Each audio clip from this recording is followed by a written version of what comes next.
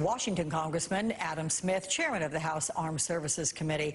Congressman, good to see you as always. I'm going to get to the question of oil in just a moment with you, but I know that you spoke this weekend with the chair of the Ukrainian legislature's Defense Committee. So talk to me about that conversation, what you can tell us relative to their situation and their needs. Sure. Yeah, I spoke with them yesterday morning, and I spoke with them again this morning.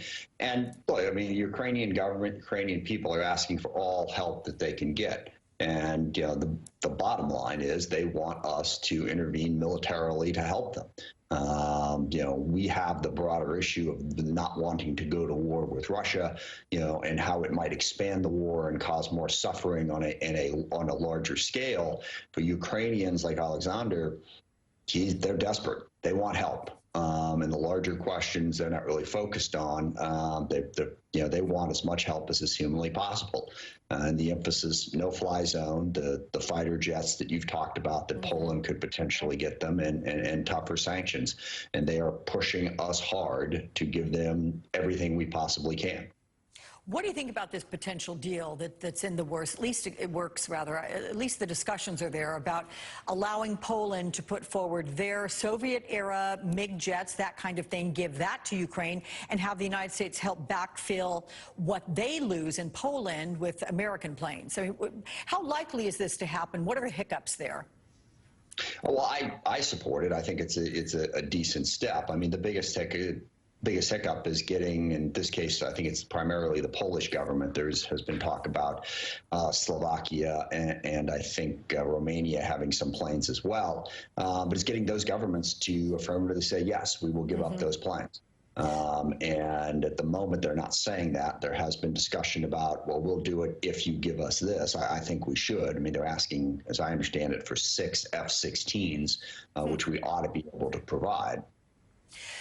Let me ask you, though, about potentially providing all of this. Are you at all concerned that Vladimir Putin would see this as an act of war, providing this kind of military hardware, or even going a step further? And I'm going to recall what General Barry McCaffrey told me in the last hour, which was that using drones could be extremely effective, drones that would have been made in the United States and passed on to different countries that would be able to get that to Ukraine. Could that be seen as an act of war, either of these two measures? Well, look, there's a series of steps here, and I'll try to get through this quickly. But up front, Putin has been saying a lot of things are an act of war. He said that the SWIFT sanctions were an act of war. Putin is trying to put that out there as a threat to stop us from helping. Now, Putin's got a bit of a problem here, too, is if he treats this as an act of war, and if he attacks the U.S. or a NATO ally, then he's pulling us in. And whatever we may do in terms of providing jet fighters or humanitarian aid or Stingers and Javelins or economic sanctions, Putin does not want the full force of the U.S. and NATO military coming down in Ukraine and fighting him. So if he takes that act of war thing and pushes it too far, he doesn't want that full-scale confrontation. Look, they are stretched incredibly thin in Russia right now. So he's got to walk that line. How far can we push that line? We're pushing it with the sanctions, with a lot of things that Putin has already said would be an act of war. Now, as far as the drone issue is concerned, if we were providing drones to the Ukrainians, that would be one thing. If General McCaffrey is talking about us basically flying drones and operating those drones for primarily targeting purposes, then that pushes us up close to the line. Neither Russia nor the U.S. wants this war. Every step we take, every step he takes, pushes us closer to it, which brings me to the big point. What can we do to make this stop? The biggest thing we can do to make this stop is to make the Russian leadership, the oligarchs and others, see it as contrary to their interests to begin pressuring Putin to stop. And also, and when I talk to Alexander, it's a tough point to make, because I understand where Ukraine is at, but it's about more than just Ukraine. We have to figure out how to stop Putin from going further, no matter how Ukraine comes out. Ideally, we stop him by stopping him in Ukraine, and that's the end of it. But one way or the other, we don't want this going beyond Ukraine. And that is an interest we must take seriously if you're in a decision-making position in the United States government. When you talk about the potential of stopping Putin or convincing him, how do you feel about those conversations that just were held today? The Turkish president, Boris Johnson, Macron spoke with Putin for an hour and 45 minutes, and they come up with nothing. He is not agreeing to back off on any level, in any way. So where does diplomacy head now? Look, this is a terrible situation, and I don't think anyone should look at this situation and be optimistic.